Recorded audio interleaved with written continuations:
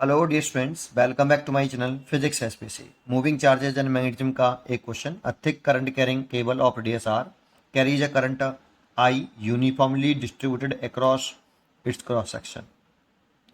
The variation of magnetic field B due to the cable with the distance r from the axis of the cable is represented by। तो देखो, इसका formula हमें directly अगर learn होता है तो ये जल्दी मालूम पड़ जाता है। मैं इसमें पहले आपको डायरेक्टली बताता हूँ, फिर मैं फॉर्मूले को ड्राइव भी करके दिखाऊंगा।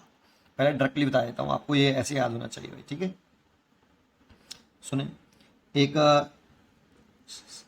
ये केबल है और ये सॉलिड केबल है। ठीक है, सॉलिड है, यहाँ पे मटेरियल है। ठीक है, ऐसे। और इसकी जो रेडियस है वो लेट कर लो कि कैपिटल आर है। ये रेडियस है, ये कैपिटल आर है।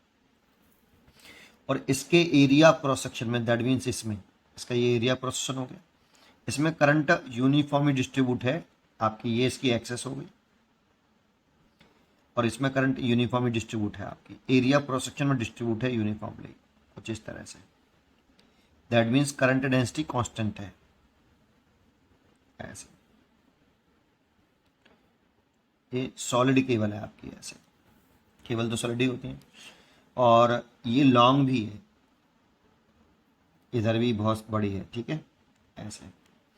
तो इसमें जो करंट है ये सब मिला के करंट आई, ऐसा नहीं ये आई ऐसा नहीं, सब टोटल मिला के कितनी करंट है आई। रेडियस आर है और ये करंट आई इस एरिया प्रोसेशन में यूनिफॉर्मली डिस्ट्रीब्यूट है, इसलिए जे बराबर लिख सकते हो हम current density is equal to current upon pi R square. ठीक है, current upon area cross section, ये फॉर्मूला होता है। जे कांस्टेंट होना चाहिए। ठीक है, चलिए आगे बढ़ते हैं। यूनिफॉर्मली डिस्ट्रीब्यूट बोला है। अब आपको 3 पॉइंटों पर मेडिफिन निकालना है। एक तो मैं डायरेक्टली बता देता हूँ पहले, एक तो बाहर, तो ये स्मॉल आर ले लिया। ये हमेशा एक्सेस से मानेंगे स्मॉल आर, और उस पॉइंट तक की डिस्टेंस है जिस पॉइंट पर मैग्नेटिक फील्ड कैलकुलेट करना है। तो यहाँ पे देखो, स्मॉल आर कैपिटल आर से बड़ा है, तो मैग्नेटिक फील्ड का फॉर्मूला होता है B equal to mu naught I over 2 pi R, over 2 pi small R. अच्छा, इक्वल टू भी होगा ना, तो यहाँ पे स्मॉल आर की जगह पे कैपिटल आर आ जाएगा। ठीक है, तो अगर इक्वल टू है तो कैपिटल आर लिख लेना, और स्मॉल ग्रेटर देन है तो ये, तो ये मैग्नेटिक फील्ड का फॉर्मूला है। तो यहाँ पे बी प्रोपोर्शनल टू 1/r, और इक्वल टू होता तो बी प्रोपोर्शनल टू 1/r। लेकिन यहाँ पे जो स्मॉल आर है वो ग्रेटर देन कैपिटल आर है, और यहाँ पे स्मॉल आर मैंने कैपिटल आर के बराबर मान लिया है। ठीक है, चलिए एक फॉर्मूला में डायरेक्टली ये याद होना चाहिए, R less than small R के लिए अगर हम यहाँ पे पहुँच जाएं इस जगह पर, इसके अंदर, ये स्मॉल आर, इस पॉइंट पर मैग्नेटिक फील्ड पूछे हमसे, तो B इक्वल टू होता है mu naught J small R by 2, ये होता है। जे कांस्टेंट है आपका, यहाँ पे यूनिफॉर्म डिस्ट्रीब्यूट है ना करंट, तो जे कांस्टेंट है। तो B प्रोपोर्शनल टू आपका R हो गया। अच्छा, अगर आप I के टर्म में चाहते हो तो J की वैल्यू पुट कर सकते हो आप यहाँ। तो B equal to mu naught by 2, J की वैल्यू है आई बटे pi capital R square into small R. तो ये फॉर्मूला हो जाएगा। अब इस यहाँ पे कैपिटल आर तो कांस्टेंट टर्म है बेटा, इसकी केबल की रेडियस है ना, ये थोड़ी चेंज होगी। तो कैपिटल आर तो कैसा है, कांस्टेंट टर्म है, इसीलिए इसमें मत सोचना कि आप इनवर्स रिलेशन है। तो बी का आर के साथ डायरेक्ट रिलेशन है ये। अगर हम एक्सेस पे पहुंच जाएं, एट एक्सेस, अगर हम यहीं पे पहुंच जाते तो स्मॉल आर 0 हो जाता, तो बी 0 हो जाएगा। ठीक है, और ये आपके दो फॉर्मूले में याद होने चाहिए डायरेक्टली। अब इससे आप ग्राफ बना सकते हो, इसमें अब क्या है, फिर कुछ नहीं।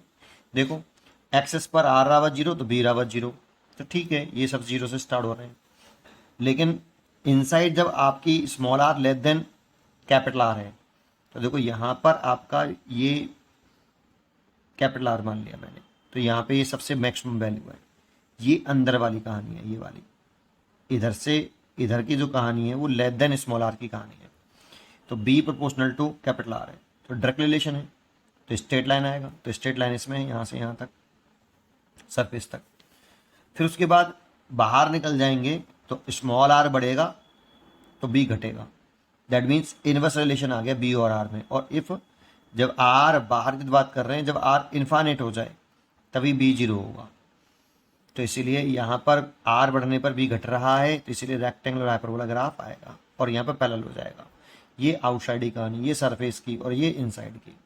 तो डी चॉइस इज करेक्ट, है ना। तो आपको ये फॉर्मूला सॉलिड, ये ध्यान रखना, सॉलिड केबल होनी चाहिए, सॉलिड केबल, क्योंकि एक हॉलो केबल भी होती है, उसके इनसाइड करंट नहीं होगी, केवल सरफेस पर करंट डिस्ट्रीब्यूट होगी, उसकी कहानी अलग होती है। तो सॉलिड केबल हो, और दूसरी बात करंट डेंसिटी यूनिफॉर्म हो, मतलब करंट जो है यूनिफॉर्मली डिस्ट्रीब्यूटेड हो, उस वाली कंडीशन में ये फॉर्मूले में याद होने चाहिए। मैं तो इसको याद करता हूँ, इसको याद करता हूँ, और जे बराबर कांस्टेंट है यहाँ पे, और ये करंट इसके एरिया क्रॉस सेक्शन में यूनिफॉर्मली डिस्ट्रीब्यूट है, ऐसा बोला है। जे upon current upon area cross section होता है, करंट डेंसिटी। यहाँ से अब अगर आप जे की वैल्यू पुट कर दोगे तो ये निकल आएगा। ठीक है, चलो अब इसको ड्राइव करने की सोचें कि ये ड्राइव कैसे करें, तो बड़ा आसान है। इसका आप टॉप व्यू बना लेते हैं, यहाँ से देख रहा हूँ अगर, तो इसको देखूंगा तो ये कैसा दिखाई देगा, कुछ इस तरह से दिखाई देगा भाई। ठीक है, और इसकी जो रेडियस है ये वाली, ये कैपिटल आर है। अब इसमें करंट यहाँ से देख रहे हैं तो ये करंट इस तरह से डिस्ट्रीब्यूट दिखाई देगी, ये करंट बाहर निकल रही है, प्लेन इस पेपर, प्लेन ऑफ पेपर के से सरफेस से बाहर निकलती हुई आउटवर्ड है ये, और करंट यूनिफॉर्मली डिस्ट्रीब्यूट है ऐसे। ठीक है, अब खुद सोचो कि जब ये यहाँ से देखोगे तो करंट ऐसे चल रही है, तो ऊपर से देखने पर ये ऐसे तो दिखाई देगा, ये करंट की डायरेक्शन है, डॉट डॉट ऐसे ऊपर तरफ। और हमें मैग्नेटिक फील्ड निकालना है 3 पॉइंटों पर, जैसे यहाँ निकालना है, तो ये स्मॉल आर मान लिया हमने, और यहाँ से पास होता हुआ एक सर्कुलर लूप बना लो, जिसे एम्पियरन लूप बोलते हैं। एम्पियर लॉ लगाएंगे ना, तो एक सर्कुलर लूप बना लो ऐसे। और सर्कुलर लूप में सेंस ऑफ रोटेशन बनाना होता है, तो करंट की डायरेक्शन ऊपरी तरफ है, तो करंट की डायरेक्शन में ही सेंस ऑफ रोटेशन कर लो। अपनी फिंगर, राइट हैंड की फिंगर को करंट की डायरेक्शन में थंब रखो पहले, फिर अपनी फिंगर की तरफ कल टर्न कर रही है, कल कर रही है वो देखो, तो ऐसे कल कर रही है, तो सेंस ऑफ रोटेशन ऐसे मान लो। तो यहाँ पे एक सेंस ऑफ रोटेशन ऐसे माना है, तो डीएल की डायरेक्शन ऐसे हो जाएगी। और मैग्नेटिक फील्ड की डायरेक्शन भी देखें राइट हैंड पाम रूल से, तो करंट की डायरेक्शन ऊपर तरफ और मैग्नेटिक फील्ड डायरेक्शन ऐसे। ठीक है, नहीं पाम के परपेंडिकुलर बाहरी तरफ, राइट हैंड पाम रूल से निकाल लो डायरेक्शन मैग्नेटिक फील्ड की। तो बी और डीएल के बीच में एंगल 0 है, यहाँ पे B1 मान लेते हैं, तो थीटा 0 है। तो if small R is greater than capital R, तो उस वाली केस में एम्पलीट्यूड लॉ लगाएं, तो B vector d l cos 0 degree बराबर म्यू नॉट इंटू, यहाँ पे जो करंट लिखते हैं वो इस लूप, जो लूप माना है हमने, सर्कुलर लूप माना है, एम्पियर लूप बोलते हैं इसे, एम्पियर लूप, एम्पियर्स लूप, इसके अंदर वाली करंट देखते हैं। तो इसके अंदर टोटल करंट कितनी मानी मैंने, आई। ये टोटल करंट है पूरी जो दे रखी है, पूरा मिला के टोटल करंट आई है। जैसे मैंने कहा था ना, ये टोटल करंट मिला के कितनी है, आई है।